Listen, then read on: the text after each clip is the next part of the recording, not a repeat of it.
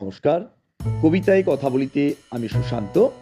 আজ পরিবেশন করছি কবি সুকুমার রায়ের লেখা গোঁফ চুরি। হেড অফিসের বড়বাবু লোকটি বড় শান্ত। তার যে এমন মাথার ব্যামো কেউ কখনো জানতো? দিব্যি ছিলেন খোশ মেজাজে, চেয়ারখানি চেপে একলা বসে ঝিমঝিমিয়ে হঠাৎ গেলেন ক্ষেপে। আঁতকে উঠে হাত পা ছুঁড়ে চোখ কি করে গোল, হঠাৎ বলেন, গেলুম গেলুম, আমায় ধরে তোল। তাই শুনে কেউ বদ্যি ডাকে, কেউ বা হাঁকে পুলিশ, কেউ বা বলে কামড়ে দেবে, সাবধানেতে তুলিস। ব্যস্ত সবাই, এদিক ওদিক করছে ঘোরাঘুরি।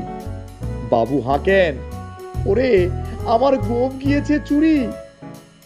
গোঁফ হারানো আজব কথা, তাও কি হয় সত্যি?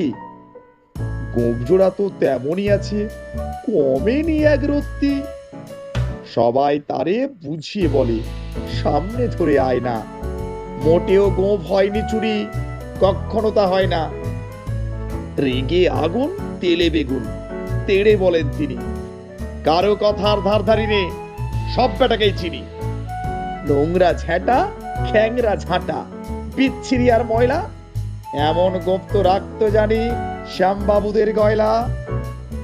এ গোঁফ যদি আমার বলিস, করব তোদের জবাই।